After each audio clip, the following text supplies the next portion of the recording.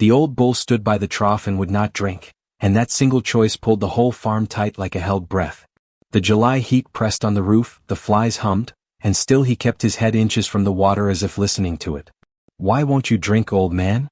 I asked, but he only blew a slow breath across the surface and stepped back again. It looked small at first, like a habit or a mood, but deep down I felt it. Something waited inside that quiet metal tank, and the bull knew it before I did.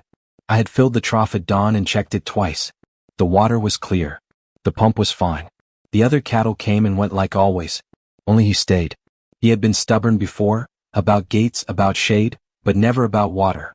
"You're scaring me," I said under my breath, and the words felt strange in the morning light. My wife came to the fence with 2 mugs. "He still refused?" she asked. I nodded. 3 days, I said. "He should have dropped by now." She looked toward the field, then back at me. "Call the vet," she said. "This isn't just old age." I wanted to argue, but the bull shifted his weight and let out a low sound I had never heard from him. It was not pain. It was a warning, as if he told me to be careful with the very thing that could save him. I set the mugs on the post and walked to the trough. The metal burned my palm. A bee skimmed the surface and flew off. "What do you see that I don't?" I asked. The bull stepped between me and the water, big shoulder in my chest, gentle but firm. "Easy," I said, pushing back. He did not budge. My wife's voice carried from the fence. "Cole, you're shaking," she said. "Call Dr. Sarah. Now." I pulled my phone, hesitated, and looked down again. A small ripple moved across the water, slow and deliberate, though the air was still. "There's no wind," I said. "I know," my wife answered. The bull watched the trough like a guard, breath steady, eyes fixed. I made the call with my thumb and did not look away from the water while it rang. "Sarah," I said when she picked up, "come fast." The bull refused to drink again, and I think something is in the trough. Dr. Sarah arrived faster than I expected, her truck leaving a long cloud of dust behind it. She stepped out holding her medical bag, and before she said anything, she looked straight toward the bull. "He hasn't moved," I told her. 3 days now. The sun burned over our heads, and I could feel the heat crawling through my shirt. "Show me," she said quietly. We walked together to the trough. Duke stood there like a statue, his back stiff, his eyes fixed on the water. Sarah watched him for a full minute without speaking. Then she said, "That's not dehydration behavior. That's fear." Her words made my stomach twist. "Fear of what?" I asked. "Of the water?" She crouched near the trough and studied the surface. "Could be smell, contamination, parasites. I've seen animals sense things before we do." She pulled off her glove and dipped 2 fingers into the water. "It's cool, clean, normal." The bull stamped once, hard, making the ground tremble. "Easy, Duke," I said, stepping between them. "He doesn't like you near it." Sarah frowned. "He's protecting something," she murmured. "Or someone." I stared at her, not understanding. "Protecting what?" Before she could answer, a faint ripple spread across the trough. Sarah froze. "Did you see that?" she whispered. I nodded slowly. The air was still. No breeze. No insects touching the water. The ripple grew, then faded. Sarah leaned closer, her face almost touching the surface. Duke let out a low, warning rumble. "Back up, doctor," I said. "He's getting tense." But she didn't move. Her eyes stayed on the trough. Then she whispered, "Cole, get me a net. Now." I ran to the shed, heart hammering. What could possibly hide in a metal trough that would terrify a bull? When I came back, Sarah was kneeling, hands steady, eyes wide. She took the net and dipped it slowly into the water. The bull snorted, sweat shining on his hide. The net brushed against something soft and pale. Sarah lifted it carefully, and water poured off it in silver threads.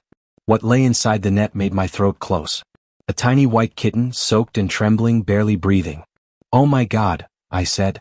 How long?" Sarah wrapped it in her towel. "It's still alive," she said. "He's been guarding it." The bull stepped forward, lowering his huge head until his nose touched the towel. He made a sound so low it almost broke me, half sigh, half groan. "He wouldn't drink," I whispered, "because he was afraid he'd drown it." Sarah nodded. "He was protecting it the only way he knew how." I looked at Duke, then at the small life shivering in the vet's hands. "You stubborn old soul," I said softly. "You were dying to keep it alive." Inside the farmhouse, Sarah moved fast. She cleared the kitchen table, spread a towel, and laid the tiny kitten on top. Its fur clung to its thin body, and its chest barely moved. Maggie rushed to the stove to boil water, her hands trembling. "Is it going to make it?" she asked. Sarah didn't answer. She pressed her stethoscope to the kitten's chest and listened for a long time. "Weak heartbeat," she said finally, "but it's there. We need to raise its body temperature, slowly." She wrapped the kitten in warm towels and set it near a heating pad. "It's been floating for days, Cole," she said, glancing up at me. "That bull may have saved it without even knowing how." I stood in the doorway, unsure what to do with my hands. Through the screen door, Duke's massive shadow filled the porch. He had followed us from the field, each step slow and heavy. Now he stood there, breathing hard, eyes fixed on the table where the kitten lay. "He won't leave," I said. "Let him stay," Sarah replied. "He's watching over it." Minutes passed like hours. The kitchen smelled of boiled water and dust. Maggie wiped her eyes again and again, whispering small prayers under her breath. The kitten's paws twitched once, then stilled. Sarah checked its temperature, shook her head and said, "Still too low." She drew a syringe, filled it with warmed electrolytes, and slid the needle gently under the kitten's skin. "Come on, little one," she murmured. "You've come too far to stop now." Duke let out a deep bellow that rattled the windows. "He heard you," Maggie said. "He's calling it." The kitten stirred faintly, a weak sound barely escaping its mouth. Sarah smiled for the first time.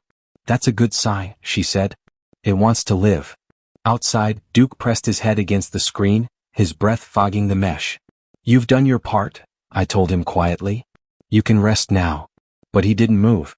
His eyes stayed fixed on the kitten, his body still as stone. Sarah looked over her shoulder. "He knows it's fighting," she said. "He won't relax until it's safe." 2 hours passed. The kitten's breathing steadied. Its fur began to fluff again as it dried. The color returned to its nose, pale pink instead of gray. Then, as the clock ticked past noon, it lifted its head and gave a small, clear meow. Maggie gasped. Sarah leaned close, whispering, "You did it." I turned toward the porch. Duke stood there silent, then slowly bowed his head. It was the first time I'd ever seen an animal look proud. By late afternoon, the storm of relief in the house had settled into quiet gratitude.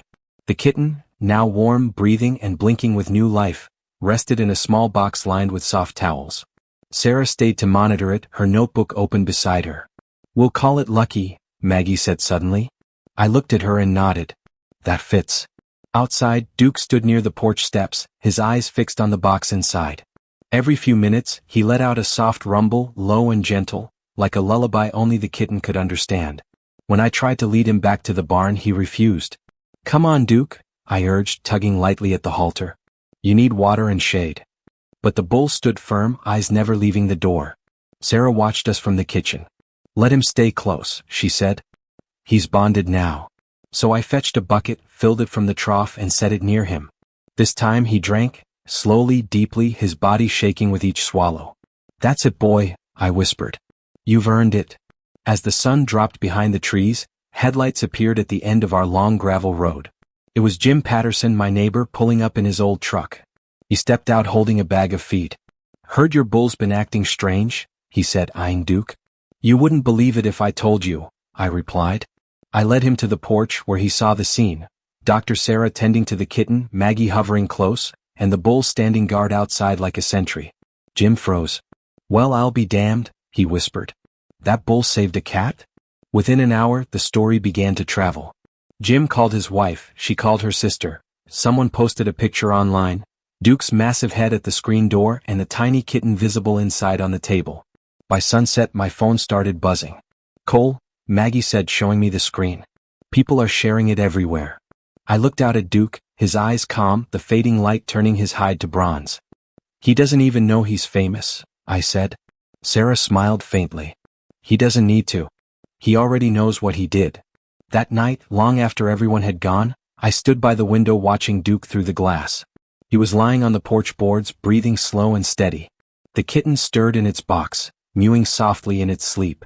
I whispered to myself, maybe the world needed to see this. Maybe we all did. The next morning brought a strange quiet. The phone still buzzed, but the farm felt different, lighter somehow. Sunlight touched the fields, and the air held a soft coolness that had been missing for weeks. Maggie was already at the stove making coffee when I came downstairs. "He's still out there," she said. I stepped onto the porch and there he was, Duke, standing right outside the screen door, had low eyes gentle. The kitten meowed from inside its box, hearing him. Sarah had left just before dawn after checking both of them and promising to return later. I poured feed into Duke's trough, expecting him to follow me back to the pasture, but he wouldn't. His gaze stayed fixed on the door. "You can see her later, you big fool," I said, trying to sound annoyed. He huffed softly, then looked at me, almost human in expression. I sighed. "All right, 1 minute," I said, pushing the screen open. The kitten perked up, its fur fluffy now, eyes bright. I lifted the small box and carried it to the porch. Duke lowered his huge head until his nose nearly brushed the towel. The kitten reached out a paw, tiny and white against the bull's rough hide. For a long time neither of them moved. That afternoon more cars arrived, neighbors bringing gifts and food. One woman brought a bag full of kitten toys, another handed Maggie a small blanket embroidered with the words Lucky and Duke. Someone asked to take a picture, and before I could say no, Duke stood proudly, the kitten perched on a bale of hay beside him. The photo went everywhere, across Facebook, then the local news, then beyond. "Cole," Maggie said later that night, scrolling through her phone, "they're calling him the Iron Duke. It's all over the internet." Reporters started calling by morning. A crew from Channel 7 arrived first, followed by 2 more from national outlets. They set up cameras in the yard, asking me to stand near the trough. "Can you tell us what happened?" the young reporter asked. I looked at Duke grazing nearby, the kitten asleep in Maggie's arms. "He refused to drink," I said quietly, because he didn't want to hurt what he was protecting. The reporter blinked. "You mean the kitten?" I nodded. "He nearly died saving her. I guess that's what real strength looks like." That night, when the cameras were gone, I stood beside Duke's stall. He nudged my shoulder gently, his breath warm on my arm. "You've become a hero, old boy," I whispered. He blinked slowly, calm as ever. Somewhere inside I knew he didn't care about fame. He just cared that the little life he'd guarded was safe. 2 days later, the quiet farm had turned into a small carnival of news vans and curious faces. People came with cameras, microphones, and endless questions about the bull that saved a kitten. I tried to stay polite, but deep down I hated how they crowded the place. Duke didn't understand any of it. He just stood near the fence, calm and gentle, chewing hay as if nothing had changed. Lucky sat on the porch rail, watching him with bright eyes. Every time someone clapped or shouted, Duke turned his head toward the sound, checking that the kitten was safe. Dr. Sarah returned that morning, stepping over cables and tripods to reach the porch. "How's our hero?" she asked, smiling at Duke. "He's fine," I said. "More patient than I'd be." She checked Lucky's breathing and nodded. "Healthy," she said. "No fever, no infection. You're out of danger, little one." Maggie handed her a cup of coffee. "You should have seen them last night," she said. Lucky kept crawling to the door, and Duke wouldn't lie down until he saw it sleep. A reporter approached us, microphone ready. "Mr. Bennett, how does it feel knowing your bull's kindness has touched millions?" I looked at him, unsure how to answer. "It feels like people finally noticed what animals already know," I said. "Compassion doesn't need words." The reporter smiled awkwardly and turned back to his crew. Sarah laughed quietly. "You just gave them their headline." That evening, after the reporters left, I walked to the barn with Duke's feed bucket. He followed me inside, his steps slow but steady. The old boards creaked under his weight. I leaned on the stall gate, watching him eat. "They offered money for you, you know," I said softly. He raised his head, ears flicking. "A man from Texas wanted to buy you. $75,000. Duke snorted, uninterested, and went back to his hay. "Yeah," I said, smiling. "That's what I told him too." Behind me, Maggie's voice floated through the doorway. "Dinner's ready," she called. "You coming?" "In a minute," I said. I stood there a while longer, the smell of hay and warm earth filling the air. Lucky meowed from the porch, calling for her friend. Duke lifted his head again, eyes soft. He'd found his purpose, and somehow, in saving that tiny life, he'd reminded me of mine. A week passed before the cameras stopped coming. The dust settled, the noise faded, and our life began to return to something close to normal, but it wasn't the same. The barn had been fixed with money people donated online, the roof no longer leaked, and the fences stood strong. Yet every day at exactly 3 o'clock, something remarkable happened. Lucky, now healthy and endlessly curious, would trot to the back door and start meowing until Maggie or I opened it. Then she'd dash across the yard toward the pasture, straight to where Duke rested under the oak tree. It became their ritual. Duke would lift his head the moment he saw her, his whole body relaxing as she approached. Lucky would press against his front leg, curl up in the dust, and start purring. He'd lower his head gently over her, shading her from the sun like he understood exactly what she needed.